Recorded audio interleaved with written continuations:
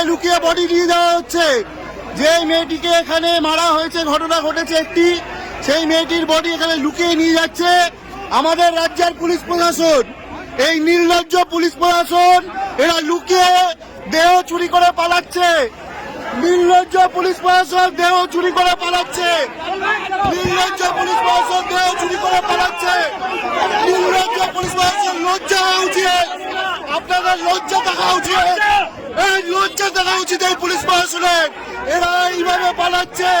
সরকারের দালাল এই পুলিশ, সরকারের দালাল পুলিশ, সরকারের দালাল পুলিশ। আজকে সরকারের দালাল পুলিশ এইভাবে আজকে চুরি করে পালাচ্ছে। একটা অল্প বয়সী মেয়ে তার বডি নিয়ে পালাচ্ছে। এরা নির্লজ্জ। মুখগুলো দেখে রাখুন, এদের মুখ দেখে রাখুন।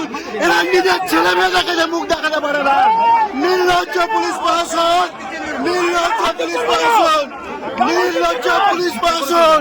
এরা নির্লজ্জ, এদের লজ্জা নেই। এই দালাল পুলিশ প্রশাসনকে ধিক্কার জানাই, ধিক্কার জানাই। এই দালাল পুলিশকে ধিক্কার জানাই। আরে দালাল পুলিশ তো ভাই জানে ধিক্কার। লাশ চুরি করে এই কলকাতা পুলিশ, লাশ চুরি করে এই কলকাতা পুলিশ, লাশ চুরি করে, নির্লজ্জ পুলিশ লাশ চুরি করে। দেখে রাখুন, দেখে রাখুন কিভাবে করছে এরা, কিভাবে লাশ চুরি করছে। লাশ চুরি করে নিয়ে পালাচ্ছে। কমরেড মীনাক্ষী মুখার্জি রয়েছে এখানে।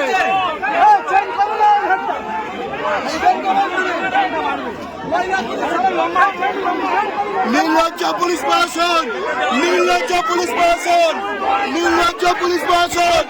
আজকে নির্লজ্জতার চরম সীমায় পৌঁছেছে এরা, এরা নির্লজ্জতার চরম সীমায় পৌঁছেছে। এই পুলিশ প্রশাসনের মুখে থুতু, এই পুলিশ প্রশাসনের মুখে থুতু। এবার চুনকালি লাগিয়ে ঘোরা উচিত।